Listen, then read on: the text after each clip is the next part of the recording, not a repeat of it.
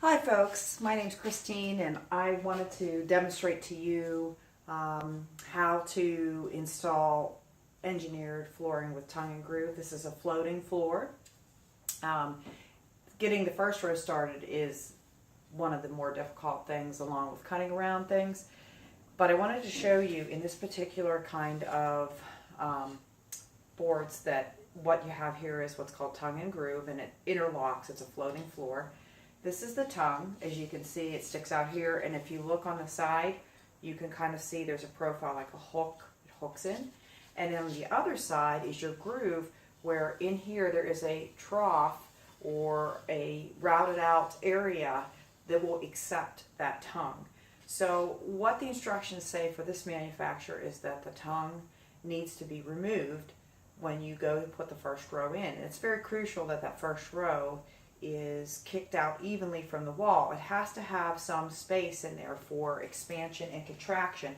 And so that is one of those issues that occurs if you don't have it cut properly as far as the spacing. So the way to look at it is, here's your wall, here's your floor, and what you need to do for this manufacturer, and you need to read your instructions, is you have to do a 1/2 inch space from the wall. So this is a 1/2 inch, this is a spacing kit, and this was measured. So this would be put up against the wall and onto the floor right there as you see here. And what happens then is this first row will go up against that. But the issue here is that you have the 1/2 inch space, but you also have the tongue. So really you have an inch, and you can't do that because you will not have it covered by trim. You'll have this tongue showing, but you need to have a straight factory edge. So the way to go about this is to remove this tongue. And you don't want to disturb this edge that's up on the top because that's your straight edge. So the best sort of thing is to cut, and as you can see, it's not the full width. The tongue is not the full width. It's only a certain depth of this. So the goal is to set up a jig, as has been done over here, to only cut the tongue off and not to cut this upper part. And so that is what the goal is as far as doing this. And that's what I want to show you here, is how that's done. So what I have done is I have clamped together. You could screw together things, but quite honestly, for as many pieces as you may have to cut the tongue off, because it's really the first row, you might just be better off doing something to that effect. So the way to look at it as far as this is, so I have my setup here, and what I have going on here is basically I have a piece of plywood, and then what I have done is taken another one of these boards that's the same as this flooring here, so it's the same thickness, and basically it's going to keep this guide above this. So I've taken another, you can see it's a different color, another piece of flooring, and it's just being used as the guide. And so what happens is I find out here that this is my groove. If you take a look, you can see the groove, and there it is, and this is my tongue in here. Now again, I want to have it so that what happens is I clamp this all down so it will slip underneath here. It's the correct depth in here for this to slide under.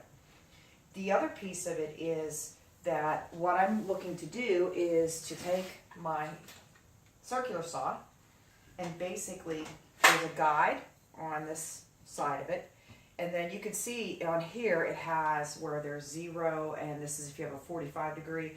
We're cutting at a 0 angle. So what we want to do is use this marker as where we're going to be cutting. So I pull up, and I don't have it on, the safety, and you can see it rests in right beside this and will run along.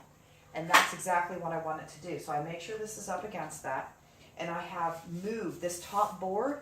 You can reclamp it and move it so that what happens is this guide will sit against it and simply slide so that it's appropriate. And you will clamp this board down too, so you don't push it along with a temporary clamp. So what happens is that's one piece of it, which is the sort of the width that you need to get here, getting the right width to cut this off, this tongue off, and not leave any sticking out beyond that. That's one piece of it. The other piece of it is the depth, because if you go too deep, you will cut into this. So if you take a look here, the depth on this is very, very shallow, and you don't want to go the whole depth of the board. If you do that, you're going to cut off this. You can see that I've left this edge here. Still, I'll bring that a little closer. You can see that I've left that edge there. So what has to happen is when I do this, one of the things that I have to judge is there's an adjustment on the saw in order to have the depth. And what I have done is I have adjusted this on here to adjust the depth. It is right here.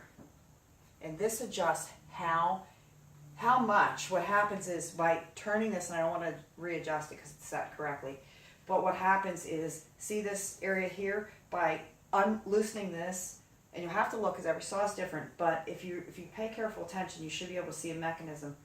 If I loosen this on this particular saw, this will drop it or raise it right here based on it from this plane. So this is the plane, and then it drops it.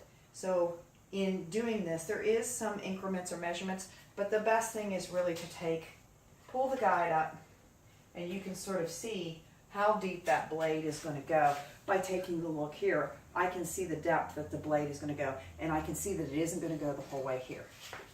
So that's how that judges. So you've got both the width of how far this is kicked out from the edge of that, along with the depth of how deep it's cutting the tongue to remove that. So we need to just get started in doing that. Of course, it's best to wear safety goggles and a mask, but so that I can talk to you and sort of show you, I'm just going to do this cut without that, but normally I would do this thing. So let me clamp this down so you can sort of see. I'm making sure it's up against there. This is correct. I'm going to clamp it to the plywood towards this end, and then as I slide it through, I can reclamp it so that I can sort of finish it, and I can clamp it on this side.